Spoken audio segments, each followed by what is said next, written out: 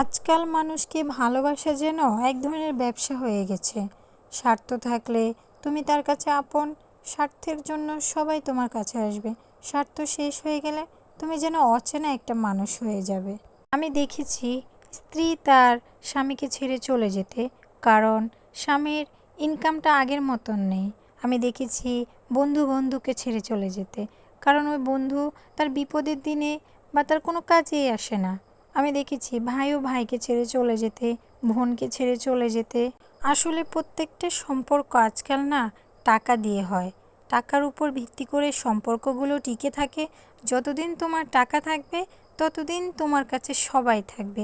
আশেপাশে তাকিয়ে দেখো, যখন তোমার খারাপ একটা সময় আসবে বা যখন তোমার টাকার প্রয়োজন হবে তখন তুমি কিন্তু কাউকে পাশে পাবে না। বাট যখন তোমার কাছে টাকা থাকবে তখন তুমি দেখবে তোমার আশেপাশে অনেক মানুষ, না চাইতেও তুমি তখন দেখবে যে তোমার আশেপাশে অঢেল মানুষ পড়ে আছে তোমাকে সঙ্গ দেওয়ার জন্য, তোমাকে ভালোবাসার জন্য, তোমার সব কিছু চাহিদা পূরণ করার জন্য। বাট একটাবার দেখো তোমার হাতে টাকা নাই, কিন্তু তোমার পাশে তুমি তখন কাউকে পাবা না। নিঃস্বার্থভাবে কেউ তোমাকে ভালোবাসবে না। অনেকেই বলতে পারে হ্যাঁ, নিঃস্বার্থভাবে মা তো ভালোবাসে। একদমই না।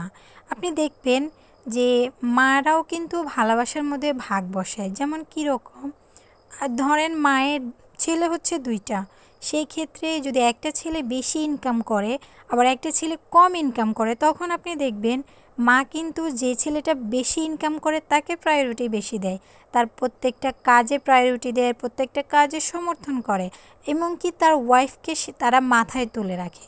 আর যেই ছেলেটা একটু কম ইনকাম করে তার সাথে আর কি, মানে ওই যে স্বার্থ, তার সাথে জাস্ট ওই স্বার্থটুকুর জন্যই যে ও তো ইনকাম এত বেশি না, ওকে আমি কেন এত বেশি ভালোবাসবো। মাছের বড় পিসটা কিন্তু সেই যে একটু বেশি ইনকাম করে তাকে দেওয়া হয়। তাহলে কি বুঝলেন? মাও কিন্তু স্বার্থ ছাড়া ভালোবাসে না। এখনকার যুগে মায়ের ভালোবাসাটাও কিন্তু স্বার্থে পরিণত হয়েছে। সবার ক্ষেত্রে না। এখন অনেকেই বলতে পারেন যে মায়ের ভালোবাসা নিয়ে কেন বললাম, বা আমারও তো মা আছে অবশ্যই। বাট ভাই কি বলবেন, দুনিয়াটা এখন এরকমই হয়ে গেছে।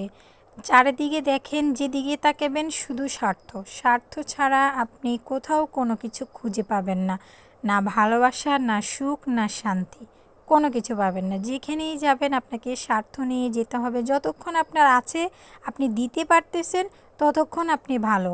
সংসারে দেখবেন যে বউটা সারাদিন খাটে, তার কিন্তু কোনো কদর নাই। কিন্তু কেন কদর নাই? কারণ তার হাজবেন্ডের কামাই কম।